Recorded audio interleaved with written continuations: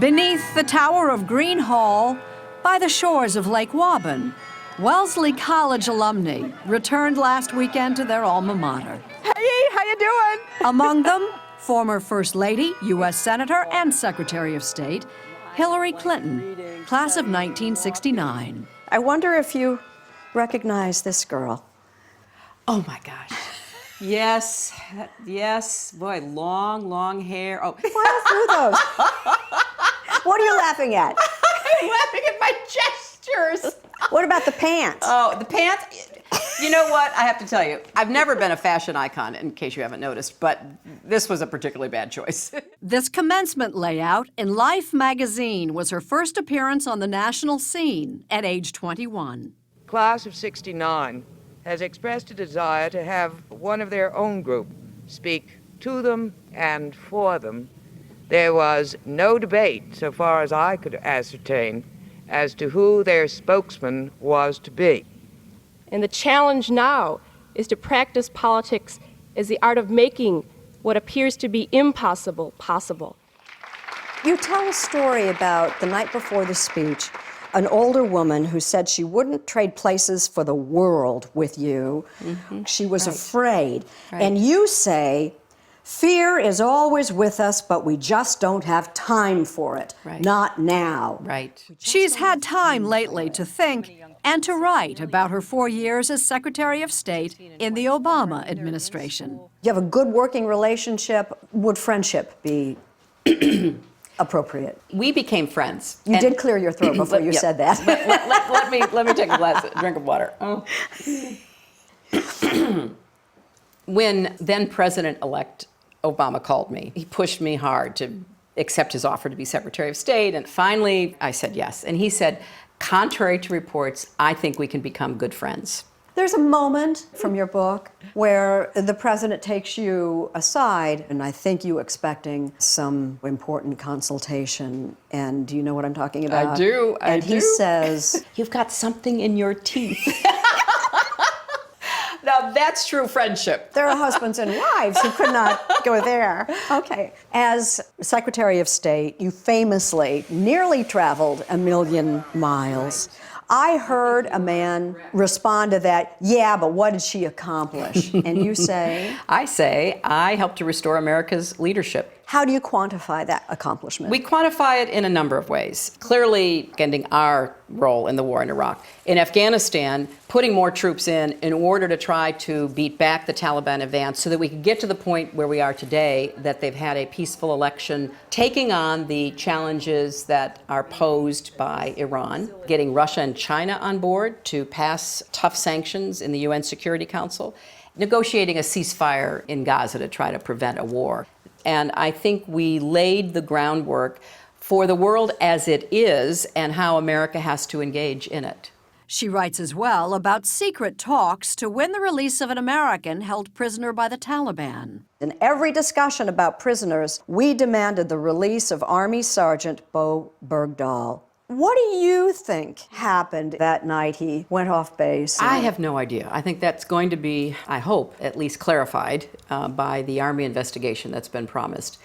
But I agree with all those who have said, starting with the president, going to our military leadership, that it's just a core principle. You don't leave anybody behind. But as we know, Sergeant Bergdahl's recent release only inflamed the president's critics. Is there really any question in your mind that it violated the administration's own principle, don't do stupid stuff? Jane, I don't think any of us, and even I, who served for 4 years in the administration, can from the outside make that judgment. This was, as I am told, a decision by the military, the intelligence community, the State Department, and the White House. And yet, Senator Lindsey Graham is talking about impeachment. Well, that's not the first time, I must say. These are imperfect decisions made by imperfect people based usually on imperfect information. Well, Secretary Gates and Vice President Biden would not have gone after bin Laden. Yes, there was a very legitimate difference of opinion. This was a hard choice, and when it came time, we're in the Situation Room. I happened to recommend that it go forward and that he make that decision, but I was fully aware that he could be riding his presidency on it.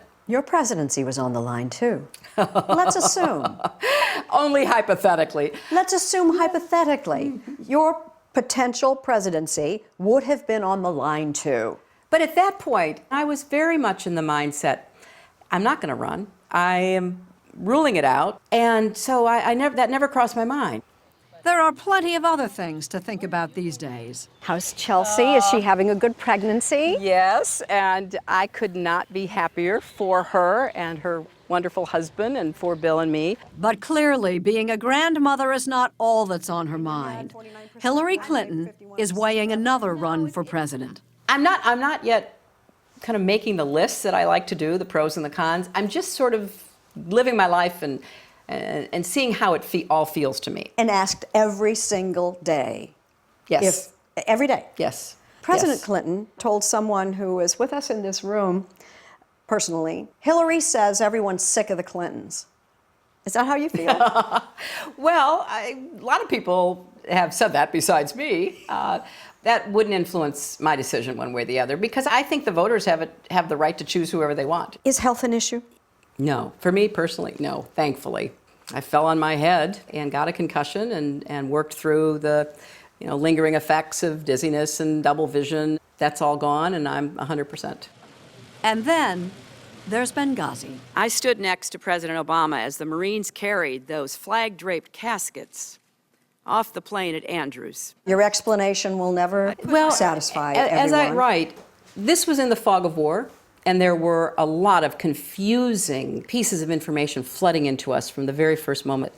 We did our best to sort it out. I did my best to fully cooperate with the Congress. I respect the Congress's oversight responsibility. But there's a difference between unanswered questions and unlistened to answers.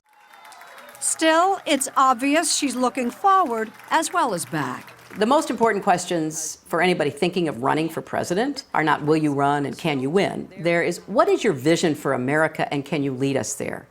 And if you don't have a clear-eyed sense of what it's going to take to restore our strength and our fairness, our justice, and what we're going to do in this increasingly complex, interconnected world, you shouldn't run. It's not a contest for, who looks good and who can have the quick answer and all the rest, who can get the most outside money.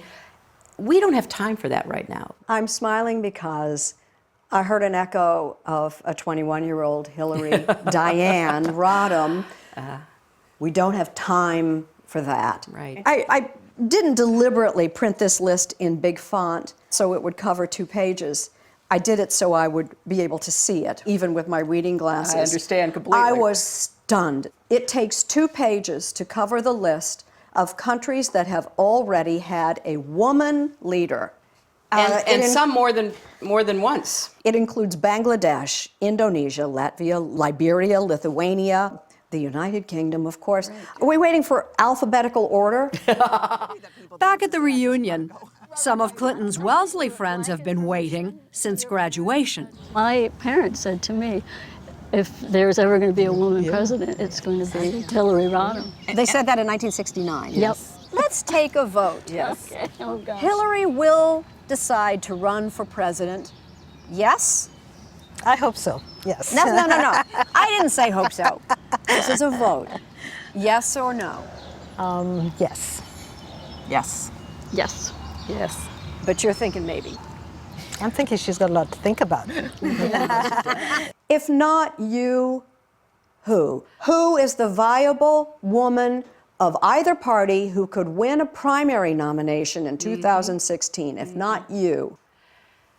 Well, I think there are a number of qualified women. I'm not saying who qualified. who are holding office. But politics is so unpredictable. Whoever runs has to recognize that the American political system is probably the most difficult, even brutal in the world. Here's why I think you're going to run.